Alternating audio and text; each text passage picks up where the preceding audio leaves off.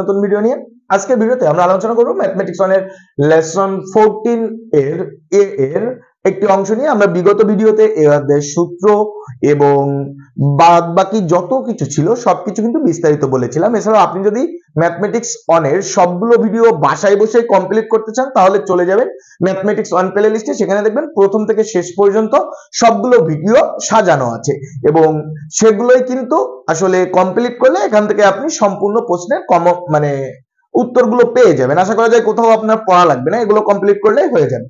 তো আমরা যে বোর্ডে যে অঙ্কটি লিখেছি এটা 14 এ তে আছে যে একটি বিন্দু এমন ভাবে চলছে যে দুটি স্থির বিন্দু a, 0 এবং 0, a এদের দূরত্বের বর্গের অন্তর্ফল 2a।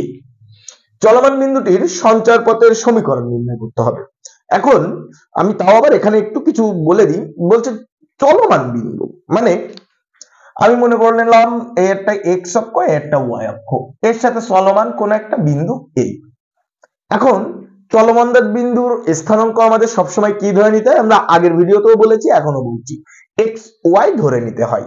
তো আমি ধরে নিলাম এটা এক্স কমা ওয়াই, চলমান বিন্দুটা স্থানাঙ্ক ধরে নিলাম এক্স কমা ওয়াই। তাহলে এই একটা বিন্দু আছে, আপনি চাইলে এটাকে যে কোনো কিছু ধরে নিতে পারেন অথবা না চাইলে তুমি এটাকে কিছু না ধরলেও হবে। তো যদি কোনো কিছু ধরে নিই সেক্ষেত্রে এ বি সি ডি ইত্যাদি তুমি ধরে নিতে পারো। যেরকম এখানে আমরা তুমি দেখা যাচ্ছে পি একটা বিন্দু ধরে নিতে পারো, না নিলেও অসুবিধা নেই।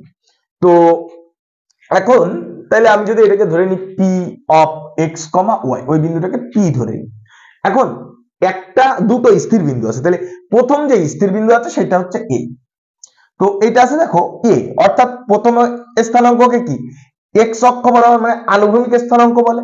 তাহলে এটা আছে কি এ, তাহলে এটা মনে করলাম এরকম একটা জায়গায় আছে এ, আর তারপরটা আছে কি 0, তার মানে কি এখান থেকে ওই জায়গায় অবস্থান। এটা দেখা যাচ্ছে পি এ ধরে নিলাম এ of A comma 0, R beta কোথায় থাকবে তাইলে 0, তার মানে এক্স অক্ষের উপরে এরকম একটা জায়গায় বি একটা বিন্দু আছে, বি অফ 0, a।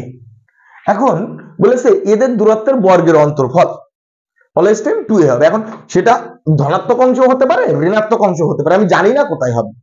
তো তাহলে এখন দেখো কি করা লাগবে আসলে। এখন আমি এই বিন্দু থেকে এই বিন্দুর একটা ডিসটেন্স ধরে নেব। ওই পিটা ওখানেও হতে পারে, এখানেও হতে পারে, এখানেও হতে পারে, এখানেও হতে পারে। এখন দুইটা বিন্দু থাকলে তার মধ্যবর্তী দূরত্ব আমরা অলওয়েজ টাইম পজিটিভ ঘরে এই জন্য ধরে নিই যেন মাইনাস চিহ্নকে এড়ানো যায়। তো তাহলে এই যে দুইটা বিন্দু আছে, এই দুইটা বিন্দুর মধ্যবর্তী দূরত্ব কি করে নির্ণয় করব, সেটা যদি নির্ণয় করতে চাই তো দেখো আমরা তাহলে প্রথমে কি লিখবো, যে মনে করি চলমান বিন্দুর স্থানাঙ্ক, আমরা প্রথমে চলমান বিন্দুর স্থানাঙ্কটা ধরে নিব।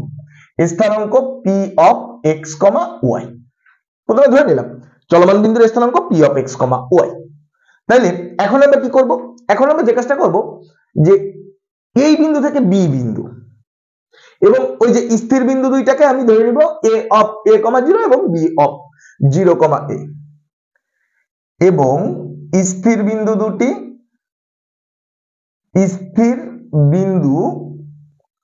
দুটি একটা হচ্ছে এ অফ এ কমা 0 আর একটা হচ্ছে কি বি অফ 0, a। মানে এই বিন্দুটাকে আমরা এ অফ ধরে নিচ্ছি, এই বিন্দুটাকে তুমি চাইলে এখানে এটা বি ধরতে পারি, এটা ধরতে পারো, এটা ডাজন্ট ম্যাটার। এখন আমার এই দুইটার মধ্যবর্তী দূরত্ব কি করে নির্ণয় করতে হবে, তো মধ্যবর্তী দূরত্ব নির্ণয় করার সূত্র কি, তাহলে অতএব P A equal to root over, আমি একটু সূত্রটা লিখে দিচ্ছি, x1 মাইনাস x2 তার whole square plus y1 minus y2 তার হোল স্কয়ার। এই এক্সটা কি, মানে এই যে দুইটা বিন্দু আমরা বললাম এখানে দেখো এই যে দুইটা বিন্দু বলছি, এই একটা বিন্দু আর এই একটা বিন্দু, এই বিন্দুর প্রথম স্থানাঙ্ক x, এইটারও প্রথম স্থানাঙ্ক x, তাহলে এটাকে আমরা x1 ধরতে পারি, এটাকে x2 ধরতে পারি। তাহলে আমরা এখানে কি লিখতে পারি, যে রুট ওভার x1 সমান সমান কি লিখতে পারি, তাইলে x মাইনাস a, কারণ এটা x1 এটা x2।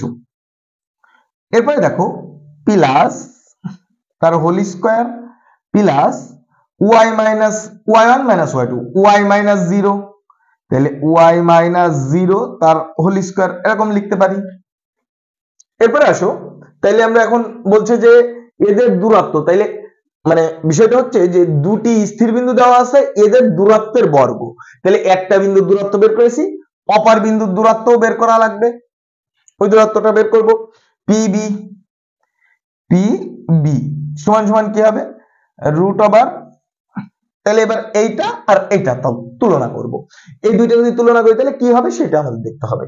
তাহলে কি x মাইনাস 0 তার whole square plus y minus a তার হোল স্কয়ার। তাহলে এই হচ্ছে দুইটা বিন্দুর দূরত্ব হয়ে গেল। এখন যেহেতু এই দুইটা বিন্দুর দূরত্ব হয়েছে, তো আমাদের এই দুইটা দূরত্বের বর্গ করা লাগবে। কারণ কি, আমি কিন্তু এমনি এমনি করছি না, বলেছে এখানে দেখো দূরত্বের বর্গ, তাই আমি দূরত্বের বর্গ করছি। তো দূরত্বের বর্গ যদি করা লাগে কিভাবে করব দেখো এখানে, তাইলে শর্ত মতে আমার কি বলছে যে P A square minus P B square equal to plus minus 2a।